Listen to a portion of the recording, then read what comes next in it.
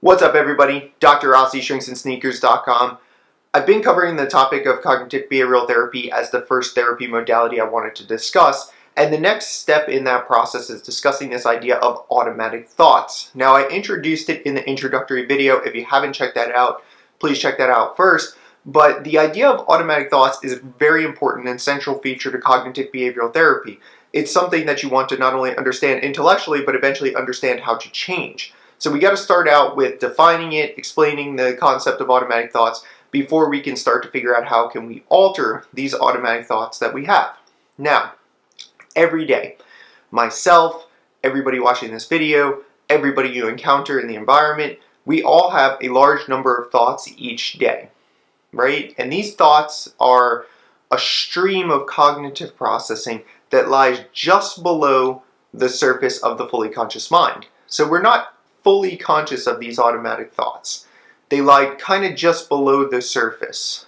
A good way to think about this is if something happens, say, something good or bad, I don't know, I'm trying to think of something off the top of my head. Say, you get a flat tire when you're driving home from work. Those first thoughts that you have, that stream of thoughts that you have when this event occurs, is the automatic thoughts. So it might be like, this car sucks, this drive home is terrible, I really can't stand having to stand out here and try to change this tire. Whatever those thoughts are, they're kind of there. But it's almost like knee-jerk reaction or knee-jerk thoughts that you have in response to whatever the event is. Now, these automatic thoughts are typically unspoken, they're rapid, so you're not talking about them out loud, they're internal, they're private. And they occur in rapid succession, kind of like I described there in that flat tire scenario, where all of a sudden, you go from driving home from work, having a good day, presumably, to, being frustrated, angry, anxious, etc. about this flat tire. Now, these thoughts also assign significance to events, right? They help us to assign that significance to events.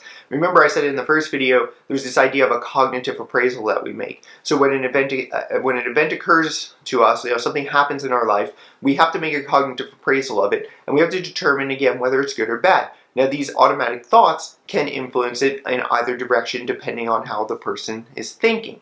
And that brings us to a really, really important point, and that is people with psychiatric disorders often have a stream of automatic thoughts that are maladaptive and distorted. That's a key point here about automatic thoughts, is that if you're dealing with depression, anxiety, any psychiatric disorder really for that matter, you'll likely have automatic thoughts that are maladaptive, meaning they're not good for you, they're not helpful to you in any way, they actually cause you to be less adaptive to the circumstances and environment. And they're distorted, meaning they're not entirely true.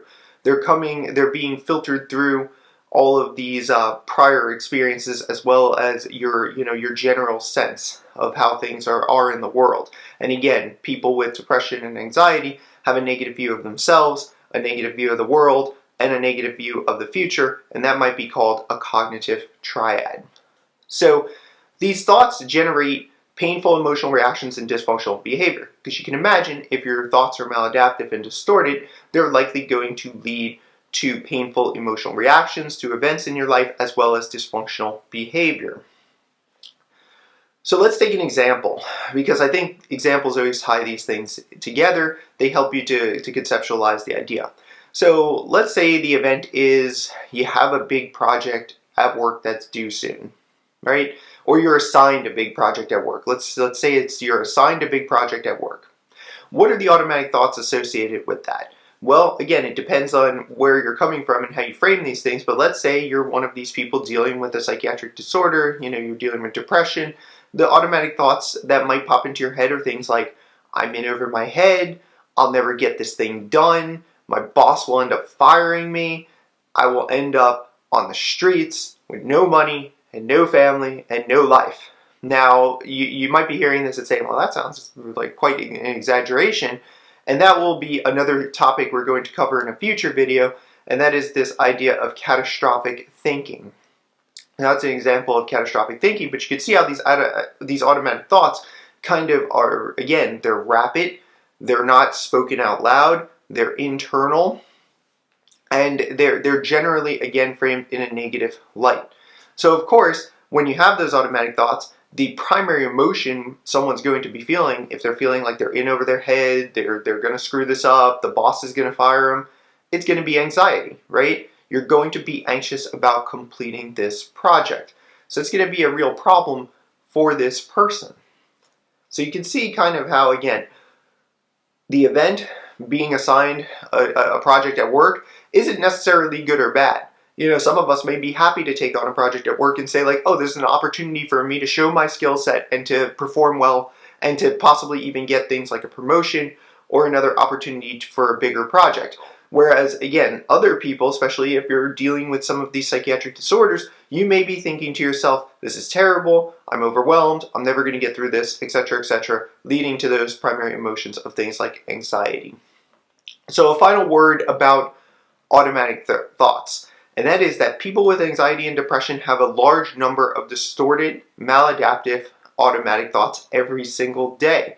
And because these thoughts lie under the surface, because these are just below the level of consciousness, people rarely ever identify them or question them, right? They don't really bring them to their conscious awareness, and they also don't question the validity of these thoughts and whether or not they make sense for the context of the situation or that they're true. And if you're depressed, there's themes of hopelessness, low self-esteem, and failure. So those are the common automatic thoughts or themes that come up in these situations.